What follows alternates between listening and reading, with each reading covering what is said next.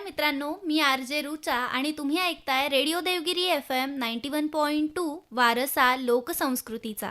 मित्रांनो, एक वाक्य खूप सुंदर आहे जे आपण नेहमी ऐकतो आणि ते म्हणजे आरोग्य हीच खरी धनसंपदा आहे. कारण पैसा, यश, नाव हे सगळं आपल्याला आपल्या आयुष्यात महत्त्वाचंच असतं. पण जर शरीरच साथ देत नसेल तर या सगळ्याचा कितपत अर्थ उरतो. आजच्या या धावपळीच्या आयुष्यात आपण काम, करिअर, जबाबदारी यात इतके गुंतून जातो की आपल्याला आपल्या स्वतःकडे, शरीराकडे, आपल्या आरोग्याकडे दुर्लक्ष करायला लागतो. झोप कमी होते, खाणं वेळेवर होत नाही, ताण वाढतो आणि मग नकळत आपण आपल्या सर्वात मोठ्या संपत्तीला म्हणजेच आरोग्याला मागे टाकतो. आणि म्हणूनच एक वाक्य खूप सुंदर आहे जे इंग्लिशमध्ये, ते म्हणजे हेल्थ इज वेल्थ. कारण निरोगी शरीर असेल तरच आपण आयुष्याच्या प्रत्येक क्षणांमध्ये आनंद शोधू शकतो आणि आनंदाने जगू शकतो. म्हणूनच आजच्या वर्ल्ड हेल्थ डे निमित्त आज आपण बोलणार आहोत आपल्या आरोग्याबद्दल, सवयींबद्दल आणि निरोगी आयुष्याच्या दिशेने टाकल्या जाणाऱ्या छोट्या छोट्या पावलांबद्दल. आणि या अत्यंत महत्त्वपूर्ण विषयावर मार्गदर्शन करण्यासाठी आज आपल्या रेडिओ देवगिरीच्या स्टुडिओमध्ये आपल्यासोबत आहेत डॉक्टर सरस्वती प्रसाद वाईकर सर. सर हे डॉक्टर हेडगेवार रुग्णालयाच्या नागरी सेवा वस्ती प्रकल्पाच्या माध्यमातून चालवल्या जाणाऱ्या संत गाडगेबाबा आरोग्य केंद्र ब्रिजवाडी येथे वैद्यकीय अधिकारी म्हणून कार्यरत आहेत. तर सर, सगळ्यात आधी तुमचं आपल्या या कार्यक्रमात खूप खूप स्वागत. नमस्कार सर, मला सगळ्यात आधी तुमच्याकडनं जाणून घ्यायला आवडेल की वर्ल्ड हेल्थ डे साजरा करण्यामागचा नेमका मुख्य उद्देश काय आहे? वर्ल्ड हेल्थ डे साजरा करण्यामागचा उद्देश जो होता त्याच्यातला मुळात उद्देश असा आहे की आरोग्याच्या विषयक जागरूकता निर्माण करणं, निरोगी सवयी ज्या आहेत त्यांना प्रोत्साहन देणं, बरोबर, आणि आपल्या आरोग्य हक्कांबद्दल माहिती देणं. त्याचप्रमाणे वर्ल्ड हेल्थ डे साजरा करण्याचा अजून एक उद्देश आहे की जागतिक आरोग्य समस्या ज्या असतात, उदाहरणार्थ कोरोनासारखी जी महामारी होती ती एक जागतिक आरोग्य समस्या होती. तर त्या समस्या ज्या असतात त्यांच्यावर उपाययोजना शोधणं, त्याच्याबद्दल चर्चा करणं, आरोग्य सेवांची उपलब्धता जी आहे, काही गरीब देश आहेत तर त्या देशांमध्ये आरोग्यसेवा उपलब्ध नसतात, तर त्यांना आरोग्यसेवा मिळवून देणं, त्या व्यवस्था सुधरवणं, ह्याच्यासाठी याचा मागचा उद्देश होता. आणि अजून त्याच्यात एक विषय असा आहे की याच दिवशी साधारणपणे 7 एप्रिल 1948 रोजी वर्ल्ड हेल्थ ऑर्गनायझेशन WHO ह्याची स्थापना झालेली आहे. तर त्या घटनेचं स्मरण करण्यासाठी हा दिवस साजरा केला जातो. ओके. आणि सर, आपण आरोग्य आरोग्य असं म्हणत असतो नेहमी, तर आरोग्य म्हणजे फक्त आजार नसणं किंवा मग शारीरिक, मानसिक आणि सामाजिक आरोग्य यांचा जो समतोल आहे त्याला सुद्धा आपण आरोग्य म्हणू शकतो का? म्हणू शकतो. आरोग्य म्हणजे काय तर शारीरिक, मानसिक आणि सामाजिक आरोग्य. शारीरिक आरोग्य कशाला म्हणता येईल तर आपलं शरीर आणि सगळे अवयव नीट कार्य जर करत असतील तर ते शारीरिक आरोग्य आहे. बरोबर. आणि मानसिक आरोग्य म्हणजे आपलं मन शांत असणं, आनंदी असणं, हे एक मानसिक आरोग्याचं लक्षण आहे, चांगल्या मानसिक आरोग्याचं. आणि सामाजिक आरोग्याबद्दल आपल्याला असं सांगता येईल की आपण जे इतरांशी वागतो, इतरांशी आपले कसे संबंध असतात ते असणं, आणि त्याचबरोबर आपण आपली भूमिका समाजामध्ये राहत असताना आपण आपली भूमिका उत्तम पद्धतीने पार पडणं, म्हणजेच ह्याला सामाजिक आरोग्य असं म्हणतात. साधारणपणे असे 3 अर्थ आपण आरोग्याच्या विषयी लावू शकतो. बरोबर आहे. आणि सर, जसं दरवर्षी एखाद्या दिवसाची थीम असते तसं यावर्षी वर्ल्ड हेल्थ डेची जी थीम आहे, together for health stands with science, तर या थीम बद्दल तुम्ही काय सांगाल? मला तुमच्याकडनं या थीम बद्दल जाणून घ्यायला नक्कीच आवडेल. ही जी थीम आहे together for health stand with science, म्हणजे काय तर आरोग्यासाठी एकत्र विज्ञानासोबत उभे राहा. बरोबर. आरोग्याचा विषय असताना आपल्याला काय होतं की आपण विज्ञानावर विश्वास ठेवला पाहिजे, कारण की आपण सार्वजनिक आरोग्यांच्या आव्हानं असतात, सार्वजनिक आरोग्य जे आपल्याला ठेवावं लागतं, त्याच्यात जे काही आव्हानं आहेत त्या आव्हानांना तोंड देण्यासाठी विज्ञानाची आवश्यकता खूप आहे. म्हणजे असं सांगता येईल की समजा कोरोनाची जी महामारी आली होती तेव्हा आपल्या देशाने एवढ्या मोठ्या प्रमाणामध्ये आपल्या देशात जी लस तयार झाली आणि ती लस सगळ्या लोकांना दिली आणि त्याच्यामुळं आपण त्या कोरोना महामारीशी लढू शकलो. तर हा जो वैज्ञानिक दृष्टिकोन होता की आपण त्याच्यावर लस तयार केली, त्याच्यासाठी ही थीम तशी आहे. त्यानंतर एक कृती म्हणजे विज्ञान आधारित धोरणांच्याद्वारे आरोग्यसेवा अधिक सुरक्षित आणि न्यायपूर्व बनवणे, साधारणपणे ह्या थीमचा अशा पद्धतीचा अर्थ आहे. बरोबर आहे सर. आणि आजच्या जीवनशैलीमध्ये आपण बघतो की आपलं जे आरोग्य आहे ते खूप आपल्या धावपळीचं जीवनशैली झाली आहे, तर मग असे कोणते आव्हानं आपल्या समोर येतात? आता सध्याची जी जीवनशैली आहे ती सिडेंटरी लाईफस्टाईल आहे, म्हणजे शारीरिक हालचालींचा अभाव आहे. बरोबर. तर त्याच्यामुळं जी काही आव्हाने आपल्यासमोर आहेत तर ती, जसा हा सिडेंटरी लाईफस्टाईलचं आव्हान आहे, त्यानंतर असंतुलित आहार आणि जंक फूडचं खूप वाढलेलं आहे. जंक फूड खूप खातात. आपण ताजं अन्न खाण्यापेक्षा प्रक्रिया केलेले फूड खाण्याची सवय खूप लोकांना लागलेली आहे. तो सुद्धा एक आव्हान आहे. त्याच्यानंतरचं जे आव्हान आहे मानसिक ताणतणाव. आपली जी रोजची लाईफस्टाईल आहे त्याच्यामध्ये सगळ्यांना स्पर्धेचं युग असल्यामुळं कामाचा दबाव आहे, कौटुंबिक जबाबदाऱ्या असतात, त्याच्यातून काही नैराश्य येतं. तर मेंटल स्ट्रेस हा सुद्धा एक आपल्याला आव्हान आहे. त्यानंतर अजून एक आव्हान असं म्हणता येईल की अपुरी झोप. आता मोबाईलचं व्यसन लोकांना लागलेलं आहे. तर मोबाईल ॲडिक्शनमुळं स्क्रीन टाईम वाढणं आणि त्याच्यामुळं झोप व्यवस्थित न होणं, अपुरी झोप ही सुद्धा एक आव्हान आहे. व्यसनाधीनता आहे आणि सामाजिक दुरावा. सामाजिक दुरावाला असं म्हणता येईल की आपण व्हर्च्युअल वर्ल्डमध्ये राहत आहोत. व्हर्च्युअल वर्ल्डमुळं एकमेकांबद्दल खूप संवाद कमी झालेला आहे आणि त्यामुळं एकाकीपणा लोकांमध्ये वाढलेला आहे. तर ह्या सगळ्या आव्हाने सध्याच्या ह्याच्यामध्ये आहेत. अगदी बरोबर. आणि सर आपण नेहमी बोलतो, ऐकतो सुद्धा की prevention is better than cure. तर मग प्रत्यक्षात लोकांनी कोणत्या सवयी अंगीकारल्या तर आजार टाळता येऊ शकतात? जसं मी सांगितलं की ज्या काही आपल्याला आव्हाने आहेत तर त्या आव्हानांना जर आपण पराभूत करू शकलो, म्हणजे सवयी कुठल्या लावल्या पाहिजेत, तर रोज संतुलित आहार घेणं असेल, त्याच्यानंतर पूर्णपणे झोप घेणं असेल, त्याच्यानंतर सवयीमध्ये असंही सांगता येईल की आपण स्ट्रेसमधून बाहेर राहिलं पाहिजे, म्हणजे स्ट्रेस कमी करणं असेल तर ह्या सवयी. बरोबर आहे. आणि आजकाल आपल्या लाईफस्टाईल आधीपेक्षा खूप बदलली आहे, तर त्यामुळे आजारांचं प्रमाणही खूप वाढलेलं आहे. जसं की कमी वयामध्ये बीपीचा त्रास किंवा डायबिटीस, मग त्यावर कसं नियंत्रण ठेवता येतं? कमी वयामध्ये बीपी आणि डायबिटीसचा जो त्रास आहे तर तोच होतोच आहे. त्याचे मुख्य कारण परत मगाशी जसं सांगितलं तसं जंक फूड असेल, पूर्ण झोप न होणे असेल, त्याच्यानंतर व्यायामाचा अभाव असेल. तर ह्या सगळ्या गोष्टींमुळं कमी वयातच डायबिटीस असेल, हायपरटेन्शन असेल, ह्याचा आजार लोकांना उद्भवतो आहे. तर त्याच्यावर जर नियंत्रण करायचं असेल तर परत एकदा आपल्याला तेच सांगायचं आहे की संतुलित आहार घ्या, त्याच्यानंतर पूर्ण झोप घ्या, स्क्रीन टाईम जो आहे तुमचा तो स्क्रीन टाईम सुद्धा जास्ती असला नाही पाहिजे, व्यसनाधीनता नसली पाहिजे आणि आपली लाईफस्टाईल आपण खूप चांगल्या पद्धतीने जगलो पाहिजे. म्हणजे व्यायाम करणं अत्यंत महत्त्वाचं आहे. बरोबर आहे. तर हे सगळं जर पाळलं तर आपण ह्याच्यावर नियंत्रण नक्की ठेवू शकतो. सर मानसिक आरोग्याबद्दल आपण बघतो की जागरूकता तर वाढतीच आहे, पण अजूनही काही ठिकाणी याला स्टिग्मा केलं जातं किंवा त्यावर फारसं बोललं नाही जात. तर त्याबद्दल तुम्ही काय सांगाल? तुझा प्रश्न खूप चांगला आहे. मानसिक आरोग्याबद्दल, मानसिक आजारांबद्दल काय झालेलं आहे, तर जेव्हा एखाद्या व्यक्तीला मानसिक आजार होतो तर तेव्हा त्याच्या मनामध्ये खूप एक असा स्टिग्मा असतो. जसं तू म्हटली की मला आता हा जो आजार झाला आहे आणि मी जेव्हा सायकॅट्रिस्टकडे गेलो तर सायकॅट्रिस्टकडे जाण्याचा एक स्टिग्मा आहे. त्यांना वाटतं की आपल्याला हा आजार आहे आणि आपण आता मानसरोग तज्ञांकडे जातोय. तर महत्त्वाचं असं आहे की आपण हा आजार इतर आजारांसारखाच लक्षात घेतला पाहिजे. जसे आपल्याला इतर आजार होतात आपल्या शरीराला, तसा हा एक मनाचा आजार आहे आणि त्याच्यावर आपल्याला जे उपाययोजना करायची आहे तर आपण मानसरोग तज्ञांकडे गेलं पाहिजे. त्यांनी जे सजेशन्स आपल्याला देतील त्याचे पालन केले पाहिजे, त्याच्यानुसार वागलं पाहिजे. जे मेडिसिन आपल्याला ते देतील ते सुद्धा योग्य पद्धतीनं जर आपण घेतलं तर मानसिक आजारांपासून आपण मुक्ती मिळवू शकतो. तर त्याला स्टिग्मा न मानता एक इतर आजार जे आहेत त्या आजारांसारखंच त्याला आपण डील केलं पाहिजे. अगदी बरोबर आहे. सर जसं तुम्ही बोलताना मगाशी म्हणालात की कोरोनासारख्या लसी आपण इन्व्हेंट केल्या आणि त्याचा कोरोनाचा जो महामारी आहे त्याच्यावर आपण विजय मिळवला, पण आजकाल आपण बघतो की लोकांमध्ये लसींबद्दल अजूनही गैरसमज आहे. त्यांना असं वाटतं की ते सेफ नाहीये. जसं आता आपण बऱ्याच लोकांना बोलताना ऐकतो की आपण ह्या ज्या कोरोनाची लसी घेतल्या त्या सेफ नाही किंवा त्याच्यामुळे आपल्या शरीरावर वेगळे परिणाम झाले, म्हणजे साईड इफेक्ट झाले, आपली इम्युनिटी कमी झाली. तर नेमकं काय खरं आहे की ते कितपत सेफ आहे आणि लस घेणं किती महत्त्वाचं आहे? लस घेणं खरंच खूप महत्त्वाचं आहे, कारण ज्या पद्धतीनं लोकांमध्ये गैरसमज आहेत की लसीकरण सेफ नाहीये, तर तसं नाहीये. लस घेणं अत्यंत महत्त्वाचं आहे. लसीकरणाचे फायदे काय होतात, तर जे काही गंभीर आजार आहेत, म्हणजे जसं गोवर असेल, पोलिओ असेल, क्षयरोग असेल, तर ह्यासारख्या आजारांपासून आपल्याला संरक्षण मिळतं आणि सामुदायिक प्रतिकारशक्ती वाढते. म्हणजे जेव्हा आपण मोठ्या प्रमाणात लसीकरण करतो, जसं आपण कोरोनाच्या महामारीच्या काळामध्ये केलं, खूप मोठ्या प्रमाणात लसीकरण जेव्हा भारत देशामध्ये झालं तेव्हा एक सामुदायिक प्रतिकारशक्ती लोकांमध्ये आली, म्हणजे त्याला हर्ड इम्युनिटी म्हणतात. आणि आपण त्याच्यामुळे त्या आजारापासून आपण प्रसार रोखण्यास आपल्याला मदत झालेली आहे. बरोबर. साधारणपणे असं सांगता येईल की हे महत्त्वाचे लसीकरणाचे फायदे आहेत. आणि ते आपल्या शरीरासाठी अगदी सेफ असतात. शरीरासाठी लसीकरण हे सेफ असते. बरोबर आहे. सर आपण आजकाल बघतो की तुम्ही सुद्धा आता म्हणालात की सोशल मीडिया, मोबाईल ह्यांचा आपल्या आरोग्यावरती परिणाम होतोच आहे. कारण आपण आजकाल बघतोय की आपलं सगळं जे आयुष्य आहे ते लाईक्स आणि डिसलाईक्सच्या भोवती फिरतंय. तर मग त्यामुळे सुद्धा डिप्रेशन येऊ शकतं का? नक्कीच येऊ शकतं. आत्ता जसं मगाशी मी सांगितलं की आपण एक व्हर्च्युअल जगामध्ये जगत आहोत बरोबर.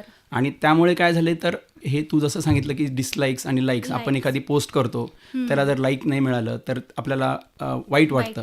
तर हे असं न करता म्हणजे जर आपण जेव्हा मोबाईल एवढ्या मोठ्या प्रमाणात नव्हते तर त्याच्या आधीचं जर जग बघितलं तर ते एकमेकांमध्ये संवाद खूप चांगल्या पद्धतीने व्हायचा.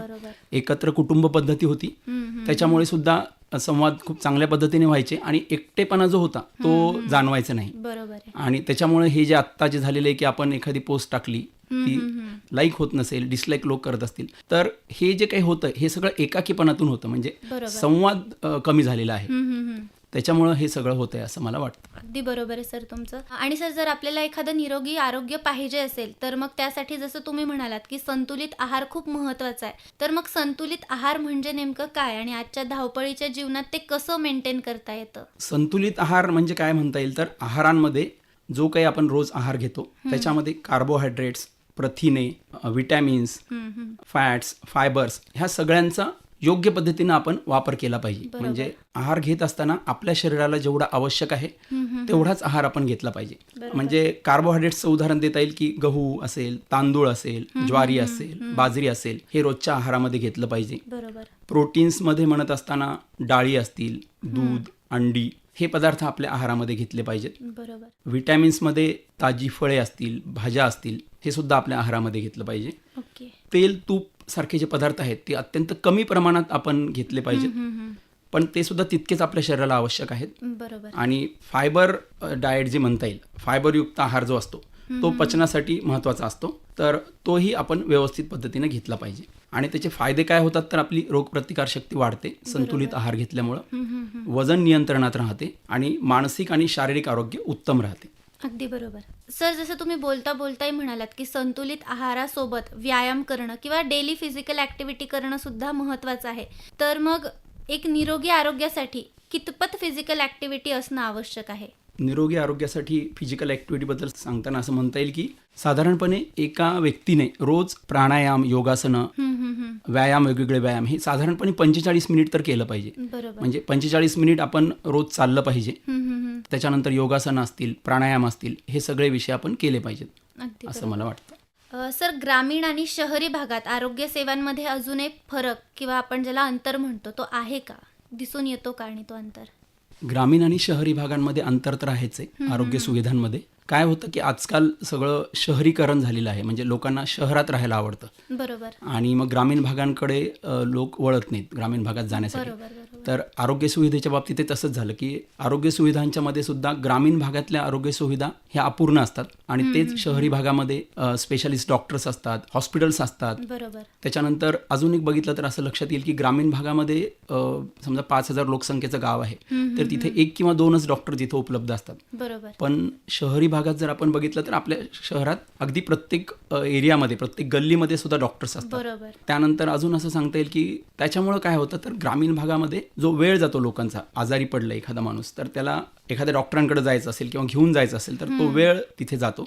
पण तोच शहरी भागांमध्ये तो वेळ त्याचा नक्कीच वाचतो कारण की सगळ्या सुविधा जवळच असतात. त्यानंतर अजून एक विषय आहे की ग्रामीण भागामध्ये सध्या तर अवेअरनेस बऱ्यापैकी लोक जागरूक आहेत पण एक जर आपण डेटा बघितला तर ग्रामीण भागातल्या लोकांची थोड्याशा आरोग्याविषयी जागरूकता कमी आहे. तेच शहरी भागांमध्ये जागरूकता मोठ्या प्रमाणात खूप चांगली आहे.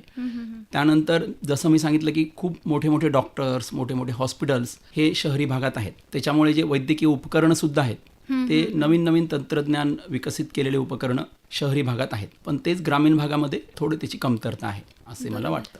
आणि सर आपण आजकाल बघतो की कमी वयामध्ये म्हणजे विशेष करून तरुण मुलांमध्ये हार्ट अटॅकचं प्रमाण खूप वाढत चाललंय. तर यामध्ये मुख्य कारण काय असू शकतं आणि याबद्दल तुम्ही काय सांगाल? ह्यामध्ये मला असं सांगता येईल की परत तसंच आहे की तरुण मुलं जे आहेत ते खूप व्यसनांच्या आहारी गेलेले असतात. त्यामध्ये मोठं व्यसन जे आत्ता सगळ्यांना लागलेलं आहे ते मोबाईल ॲडिक्शन सारखं व्यसन आहे. तर त्याच्यामुळे काय होतं तर स्क्रीन टाईम वाढतो आणि रात्रीच्या वेळेस झोप त्याच्यामुळे अपुरी होते. त्याच्यानंतर जंक फूड खाण्याचं प्रमाण सुद्धा खूप जास्त मोठ्या प्रमाणात वाढलेलं आहे आणि संतुलित आहार घेतला जात नाही त्याच्यामुळे रोगप्रतिकारशक्ती कमी होते आहे. आणि जी सिडेंटरी लाईफस्टाईल मी सांगितली की हालचाल कमी झालेली आहे, व्यायाम न करणं असेल तर त्यामुळे अशा प्रकारचे आजार हे डायबिटीस आणि हायपरटेन्शनचे आजार वाढलेले आहेत. अगदी बरोबर. तर मग सर नियमित चेकअप किती महत्त्वाचं आहे आणि लोकांनी ते किती अंतरांमध्ये करायला पाहिजे? नियमित चेकअपबद्दल असं आपण सांगू शकतो की साधारणपणे 18 ते 30 वयोगट जो आहे तर त्या वयोगटाने साधारणपणे 2 ते 3 वर्षातून एकदा नियमित चेकअप केलं पाहिजे. पण साधारणपणे 40 वर्षाच्या वरती किंवा 50 वर्षाच्या वरती रेग्युलर चेकअप वर्षातून एक वेळेस तर नियमित चेकअप केलंच पाहिजे. ओके. त्याचप्रमाणे मधुमेह ज्या व्यक्तींना आहे, डायबिटीस आहे, त्यांनी तर अगदी त्यांची जी शुगर लेव्हल्स आहेत त्या 3 ते 6 महिन्यात बघितले गेले पाहिजेत. बरोबर. त्यांच्या शुगर लेवल्स. आणि त्यांनी डॉक्टरांकडे सुद्धा नियमित गेलं पाहिजे. ज्यांना ब्लड प्रेशर आहे त्यांनी सुद्धा 3 महिन्यातून एकदा डॉक्टरांकडे जाऊन ब्लड प्रेशर चेकअप केलं पाहिजे. ओके. आणि ज्या तपासण्या वेगवेगळ्या असतात त्या नक्कीच केल्या पाहिजेत असं मला वाटतं. सर आपण आजकाल बघतो की अँटीबायोटिक्सचा खूप चुकीचा वापर वाढलेला आहे आणि यामुळे भविष्यात कोणते धोके निर्माण होऊ शकतात? अँटीबायोटिक्सचा जो सगळ्यात मोठा धोका आहे म्हणजे अँटीबायोटिक्सचा खूप मोठ्या प्रमाणात वापर वाढला आहे तर त्याचा रेझिस्टन्स होणं हा सगळ्यात मोठा धोका सध्या आहे. रेझिस्टन्स म्हणजे काय होतं तर आपण वारंवार अँटीबायोटिक्स घेतल्यामुळे शरीरातील जे जीवाणू आहेत बरोबर ते त्या औषधांशी लढायला शिकतात आणि त्यामुळे भविष्यात जेव्हा आपण अँटीबायोटिक्स खरंच द्यायचं असतं तेव्हा ते त्या आजारावर काम करत नाही. हे का होतं तर डॉक्टर्सही आजकाल बऱ्यापैकी अँटीबायोटिक्स यूज करतात आणि पेशंटचं सुद्धा म्हणणं असतं की आम्हाला अँटीबायोटिक्स द्या. तर व्हायरल जे आजार असतात त्याच्यावर अँटीबायोटिक्स घेतलं नाही पाहिजे. पण जे बॅक्टेरियल आजार आहेत, जीवाणूंपासून होणारे आजार, तेव्हा फक्त अँटीबायोटिक्सचा वापर केला पाहिजे. त्याचप्रमाणे अँटीबायोटिक्सचा वापर करत असताना तो व्यवस्थित डोसमध्ये केला पाहिजे. त्याचा डोससुद्धा आपण पूर्ण केला पाहिजे. म्हणजे 3 दिवस 5 दिवस असं अँटीबायोटिक्स आपण घेतले पाहिजे. अजून काय होतं तर अँटीबायोटिक्स घेतल्यामुळे शरीरातले चांगले बॅक्टेरिया जे असतात, चांगले जीवाणू हे कमी होतात आणि शरीरामुळे त्याच्यामध्ये फंगसची वाढ होते आणि त्यामुळे सुद्धा हे बुरशीजन्य संसर्ग आजार हे वाढत आहेत म्हणजे अँटीबायोटिक्सचा अतिवापर केल्यामुळे. बरोबर. इम्युनिटी वाढवण्यासाठी नियमित शारीरिक व्यायाम केले पाहिजेत. पुरेशी गाढ झोप घेतली पाहिजे. पुरेसे पाणी आपण पेले पाहिजे. वैयक्तिक स्वच्छता पाळली पाहिजे. संतुलित आहार घेतला पाहिजे. आजकाल आपलं आयुष्य हे खूप धावपळीचं झाले म्हणजे आपण घड्याळाच्या काट्यावरती धावतोय तर मग आपल्या शरीरावर या स्ट्रेसचा कसा परिणाम होतो? स्ट्रेसचा परिणाम जो होतोय की आजकाल जे काही डायबिटीस असेल, हायपरटेन्शन असेल, हे जे आजार वाढलेले आहेत हे सर्व स्ट्रेसमुळेच आहे आणि स्ट्रेसमुळं परत प्रतिकारशक्ती कमी होते आणि अशा प्रकारचे आजार, वेगवेगळे बुरशीजन्य आजार असतील, सगळे इन्फेक्शन्स जे असतात ते आपल्याला होतात आणि मानसिक आरोग्य आपलं असंतुलित होतं. बरोबर, हे सांगता येईल. अगदी बरोबर आहे. आणि सर आपण आता महिलांच्या आरोग्याबद्दल बोलूया. आपण अनेकदा बघतो की बऱ्याचशा महिला या गृहिणी असतात त्यामुळे त्या सतत कामात असतात. त्यांचं काही फिजिकल ॲक्टिव्हिटी होत नाही त्यामुळे त्यांचं त्यांच्या शरीराकडे लक्षच नसतं. तर त्यांनी अशा कोणत्या गोष्टींकडे लक्ष दिलं गेलं पाहिजे की त्यांना सुद्धा एक निरोगी आयुष्य जगता येईल? आता तू जसं सांगितलं की महिला काय करतात स्वतःच्या आरोग्याबद्दल काळजी घेत नाही. बरोबर. त्या घरामध्ये कंटिन्यू काम करत असतात आणि मग त्यांचं स्वतःच्या आरोग्याकडे दुर्लक्ष होतं. तर त्यांनी मुख्यतः आपल्या स्वतःच्या आरोग्याकडे नक्कीच लक्ष दिलं पाहिजे. त्यांच्या ॲक्टिव्हिटीज तर त्या करतच असतील पण ती जी काही ॲक्टिव्हिटी त्या करतात ती काही व्यायाम नाही आहे. त्याच्यामुळं महिलांनी मुळात व्यायाम केले पाहिजे. रोज प्राणायाम, योगासनं केले पाहिजेत. संधीचे व्यायाम असतात म्हणजे मायक्रो जॉईंट्स जे असतात, जॉईंट्सचे व्यायाम असतात ते सुद्धा केले पाहिजेत. रोज फिरायला गेलं पाहिजे आणि आनंदी जीवन जगण्यासाठी आपल्याला जे आवडेल ती गाणी ऐकली पाहिजेत. बरोबर आहे. किंवा एखादं भजन ऐकलं पाहिजे. तर हे जर रुटीन महिलांनी पाळलं आणि प्लस त्याच्यासोबत आपण आहारसुद्धा वेळेवर आणि संतुलित घेतला पाहिजे महिलांनी, असं मला म्हणायचं. आणि यासोबतच वृद्ध लोकांनी सुद्धा आरोग्याची काळजी घेण्यासाठी काय केलं पाहिजे? वृद्ध लोकांनी सुद्धा संतुलित आहार घेतला पाहिजे. त्यांच्याकडं इतरांनी लक्ष दिलं पाहिजे. वृद्धांकडं कसं असतं की ते इतरांवर अवलंबून असतात. तेव्हा त्यांनी आहार असेल, पाणी असेल, पाणीसुद्धा व्यवस्थित घेतलं पाहिजे. पुरेशी झोप वृद्धांनी घेतली पाहिजे. बरोबर आहे. आणि जे काही त्यांना लक्षणं जाणवत असतील तर ते सुद्धा इतरांना सांगितले पाहिजेत. म्हणजे जर काही वेगळं काही त्यांना जाणवत असेल तर मला हा त्रास होतोय हे सुद्धा त्यांनी इतरांना सांगितलं पाहिजे म्हणजे इतरांच्या लक्षात येईल. आणि बाकी सर्व आपल्या घरात जेव्हा एखादा वृद्ध असतो तर त्यांच्यासोबत आपण सुद्धा वेळ घातला पाहिजे. मुळात वृद्धांचं काय होतं तर ते एकटे पडतात आणि मग त्याच्यामुळे त्यांना काही मानसिक आजार सुद्धा होतात. तर त्याच्यासाठी आपण त्यांच्यासोबत वेळ घातला पाहिजे असं मला वाटतं. बरोबर आहे. सर आगामी काळात हेल्थ केअरमध्ये कोणते बदल किंवा इनोव्हेशन्स दिसतील आपल्याला? आगामी काळात हे लक्षात येईल की AI चा वापर वेगवेगळ्या डायग्नोसिसमध्ये करू शकतो आपण. म्हणजे AI च्या वापरातूनच आपल्याला डायग्नोसिस होतील. रोबोटिक शस्त्रक्रिया आहेत. बऱ्याच सर्जरीज आता रोबोट्सच्या माध्यमातून केल्या जातात. त्याच्यानंतर टेलिमेडिसिन सारखा विषय आहे. म्हणजे आत्ता जसं मगाशी तू प्रश्न विचारला होतास की ग्रामीण भागामधले आरोग्य सुविधा, बरोबर. तर आत्ता टेलिमेडिसिन सारखा वापर करून आपण ग्रामीण भागातल्या लोकांना सुद्धा चांगल्या प्रकारच्या आरोग्य सुविधा पुरवू शकतो. अच्छा. म्हणजे जे शहरामध्ये जे स्पेशालिस्ट डॉक्टर्स असतात त्यांचा उपयोग टेलिमेडिसिनच्या माध्यमातून ग्रामीण भागातल्या पेशंटला सुद्धा होऊ शकतो. अच्छा. त्याच्यानंतर काही वेगवेगळे जे उपकरणं आहेत, उच्च रक्तदाब तपासणीचं असेल, आत्ता ते आपण रुटीनली वापरतो, बरोबर. तर तशी उपकरणं आपण वापरू शकू असं मला वाटतं. बरोबर आहे सर. आणि सर, आजच्या वर्ल्ड हेल्थ डे निमित्त तुम्ही आपल्या मित्रांना, श्रोत्यांना काय सांगाल की एक निरोगी आयुष्य जगण्यासाठी त्यांनी काय केलं पाहिजे आणि त्यांच्यामध्ये अवेअरनेस वाढवण्यासाठी सुद्धा त्यांनी अजून काय करायला हवं? आत्ता आपण जे काही वेगवेगळ्या प्रश्नांच्या माध्यमातून जाणून तर घेतलेलंच आहे.